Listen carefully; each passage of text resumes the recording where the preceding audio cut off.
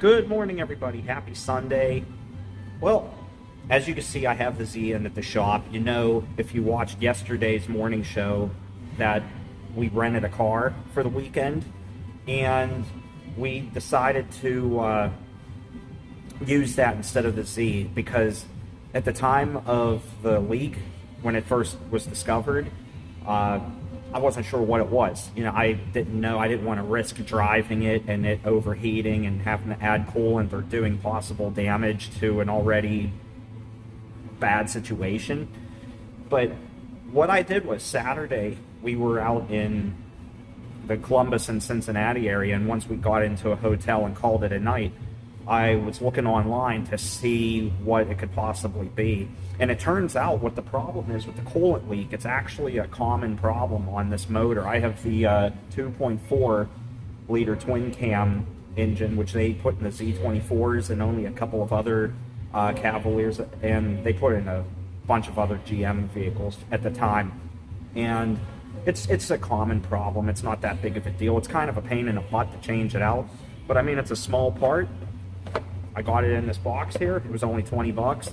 And that's what I'm going to do, is change that out. I have to take a couple of things off to do it, and you guys get to enjoy me doing that. And I'll tell you what, I got all my tools here in my toolboxes. I'm all ready to go. But the biggest tool of them all is the handy dandy cold beer. That is going to be the best thing to help me get through this project. Good old high life. So, yep, little bump in the road. I expect that out of a 22-year-old car. And I mean, as good as this thing's been and reliable as it's been, a little water outlet housing like this is nothing. When I had my Sebring convertible, I actually had to change that out 6 times. I went through 6 of them on that car in the 9 years that I had it. I could do it with my eyes closed on that one. Now, that was Chrysler.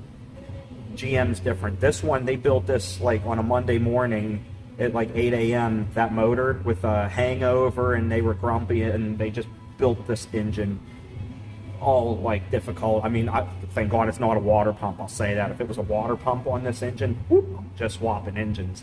So, but yeah, I mean, it's a strong runner. It's a good car. You guys wanted to see a Z24 video. I know some people did, so here's your chance. All right, so here we are in the engine bay. This is the part right here that I have to change out. As you can see, it's just 2 screws that bolts right into the side of the engine block, and then you got 3 connections, 3 fittings for coolant and whatnot. So that's the part that's going to be going in. I actually have the gaskets for it over on the side. Grab my light here. And the thing is, it's down in here.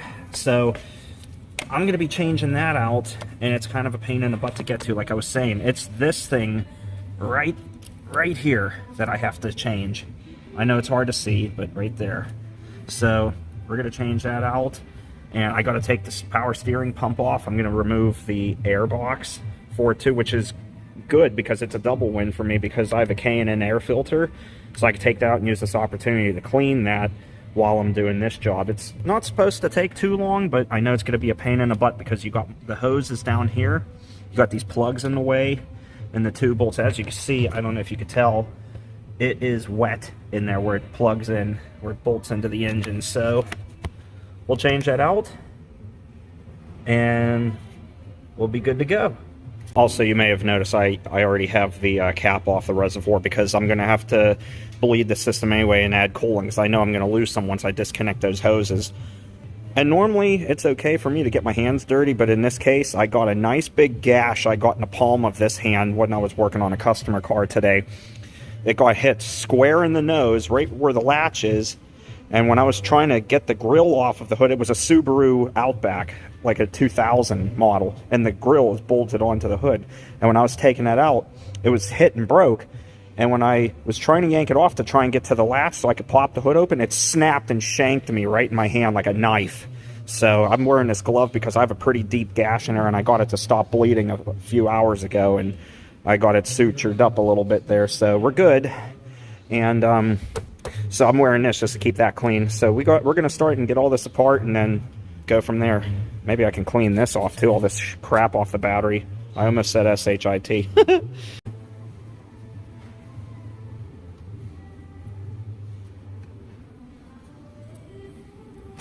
There we go. was gonna say, of course, it's gonna be difficult to get off of here. So that's my kind of luck. What am I doing? Use this bad boy instead. There we go. Once these screws right off of here. That one doesn't want to come out, so that's all right. Alright. I think I got to disconnect that photo screw. Well, it's wiring, but they got it clipped in to the box here. I want to take that out of there. There we go. Alright, so we got that unhooked from here, and now we can snake this off. Just go ahead and put that there. I'll put a plug here.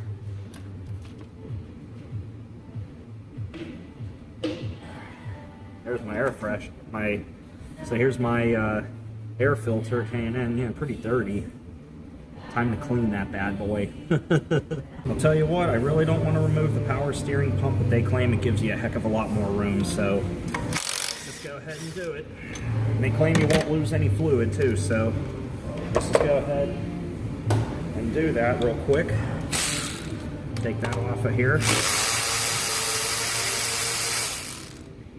And just go from there, I guess. Oh yeah, it's already moving. All right, cool. Oh yeah, you really don't lose any. And wow, it really does open it up a lot. Now I have a ton more room. Wow, now I can get those bolts off real nice and quick. Not too bad. Yeah, just by removing the power steering pump, you got a little bit of fluid in there, but I'm actually not losing any. And now I can access the water outlet housing where it was starting to leak. It was starting to do it right in here, so that's where we're gonna work on getting these. We're gonna work on getting these plugs out of the way. We're gonna unplug a few things here to move these wires out, and then we can get to the bolts down in there and change that out.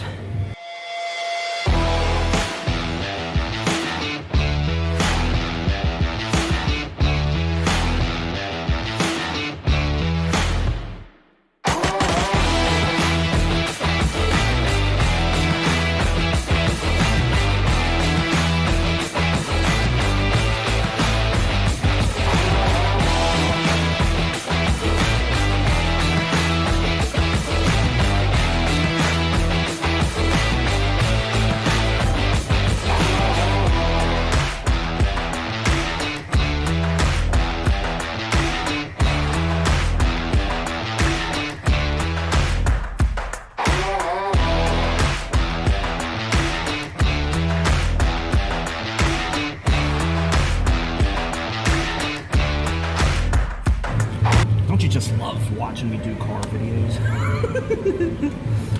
Okay, so I got the water outlet off, and as you can see, that's where it bolted on here. I had that little hose, that metal line there. That hose, the big one here, which I put over top the power steering pump, which is out of the way. I'm not losing any power steering fluid. I did lose coolant. That was to be expected. That's not a big deal. I got a catch pan under the car, and I have another bottle of Dex Cool coolant to put in here. And let me show you the part. This was the old one here, and as you can see, right there is where it was compromised. The gasket just got old, and I mean, it's a 22-year-old part, 22-year-old car, so it's expected to fail. So I got that taken off now. I got my beer. Here's my new one right here. And I just have to put the gasket on it, which came in that little bag there. I got the cap there for the reservoir.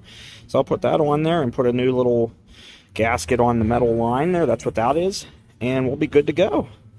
The only thing we have to do is we have to unscrew this sensor here, which is okay. I think that's a 15 millimeter. We just unscrew that and screws on here. And then we basically just have to reassemble everything. And that won't be that bad. We'll get it all put back together and we'll be done. And we'll put some coolant in here and let it warm up a little bit and burp the system to get air out so my heater doesn't have pockets of cold air in there when I'm running it, and we'll be good. I actually should spray some Simple Green in there to get all that grease and gunk out of there. I mean, you figure this is 22 years old, so it's going to get dirty, but I'll tell you what, it's been the best car I have ever owned.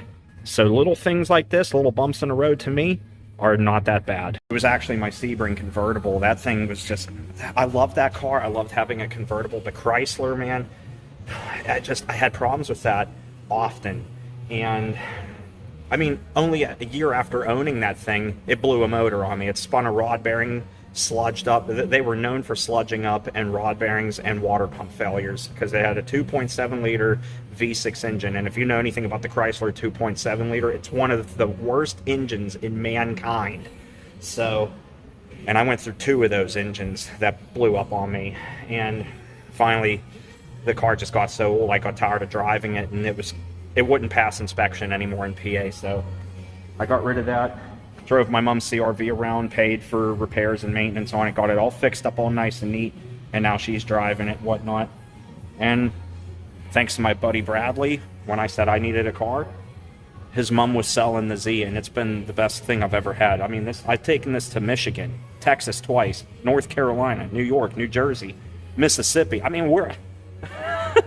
mean, this was just in Cincinnati a couple of months ago. I mean, this thing goes everywhere. When I bought it in 2019, it had 103,000 miles, okay?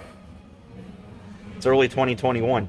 It's 2 miles short of hitting 170,000 miles now. Yeah, I know that's an astronomical amount of miles, but hey, these things can do it. They can make it up to 300,000, 400,000 miles with proper maintenance. And the biggest problem for these Cavaliers up here in the north is rust.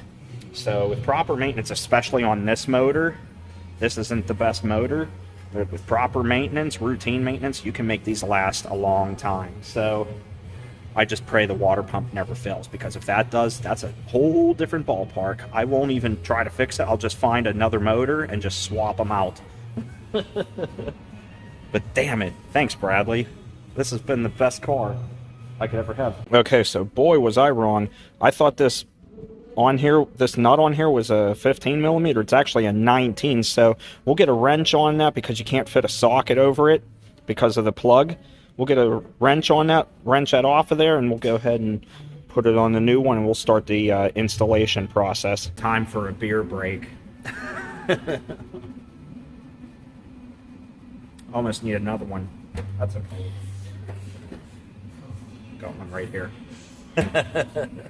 So obviously when you're watching this, I know it's a Sunday morning when you're watching this, but in reality it's Monday evening when I'm filming this. You're watching this a week later from when I did this, because it was last weekend that we were in Columbus and Cincinnati, and I parked the Z24 at home and got a rental for the weekend. So you're watching this a week later. So, yeah, because I would never do this at 10 in the morning on a Sunday. It's 5:45 p.m. on a Monday when I'm doing this, and that's a little bit more realistic. And after a Monday, I think anybody who enjoys a cold brew and works on cars should enjoy one, especially when you have to work on your own car and you're not getting paid for it. While I take a break from this thing, just show this off, man. This has been literally the greatest car I've ever had. It might be a cheap car, but I'll tell you what, $1,500 car beats car payments every month, you know? And if it nickel and dimes me once in a blue moon, because it rarely ever does, I'm okay with that. And I just still can't believe that for as old as this thing is, I'm still running the original clutch on this thing. The only thing I need to do is just get a new boot for the clutch pedal here, because as you can see, the metal's starting to stick through. So sometimes when it gets wet, like if my shoes are wet, my foot slips off of it. So I want to get a new boot for that, so the clutch pedal, so I don't slip off of it and stall the thing. But I'll tell you what, man, good car. I'll tell you what, any car can be a good car if you take good care of it. Now there are some exceptions, because some cars just aren't good no matter how much care you give them, like the Sebring convertible, for instance. Anything that had a Chrysler 2.7, or I'll put it this way, how about a Mazda rotary engine, or those or how about those Cadillac North Star engines? If you didn't take care of them, and a lot of those Mazda rotary engines don't even exist anymore from back in the day. But I'll tell you what, even though the 2.4 twin cam from GM has a bad rap, you take care of it. There are success stories with these lasting into the 300,000 mile window. Okay, let's go ahead and start putting this back together. I got the gaskets all in place. I just have to put the hoses back on, like this one here, for example. The small one back here. The wire's out of the way. So much crap going on here. Thanks, GM. Get this metal piece back in there. It's gonna take a little bit of pressure to... There we go.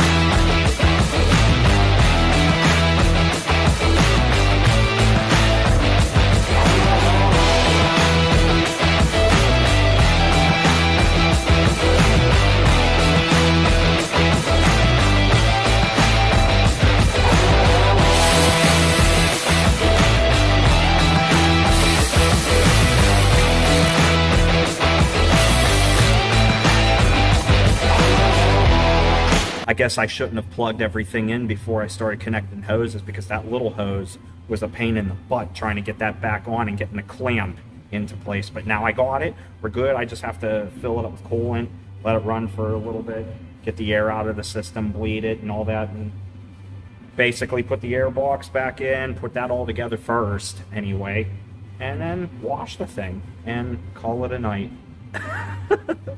Alright, so I got it all built, put back together. I didn't film putting this back together, except for, where is it?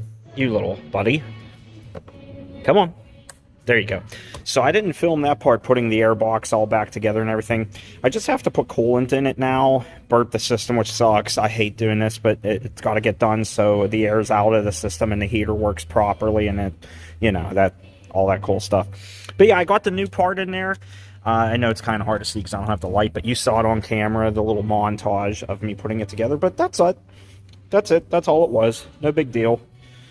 For a 22-year-old car, if that's all I have to do, once in a while, a little bit of maintenance, a little TLC here and there, I will surely take it over a $300, $400 car payment.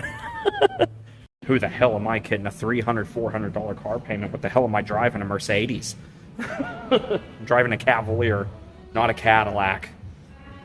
Although a Cadillac would be nice, but I'll tell you what, a $1,500 car doesn't have to be pretty, although it does look good, because I take care of it. Might not be a Cadillac, but I don't care. I'll take that over having a car payment, and if I have to put maintenance into it every now and then, that's okay, because I expect it was something this old. And, I mean, this thing costs very little to do, and with this car being as cheap as it is too, because there's so many of them still out there on the road, parts are cheap. So I will take that any day of the week over a new car. Although I did like that Elantra, as ugly as that thing was, I did like how that thing ran. So I kind of miss that car, but I would never buy a Hyundai because the motors down the road give you problems. So but we're good to go now. I just gotta do that, wash it, and we're going home.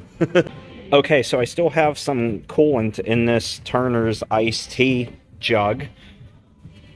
It looks good. It looks tasty, doesn't it? But don't drink this. It'll kill you. But anyway, yeah, I still have some in here that I diluted with water.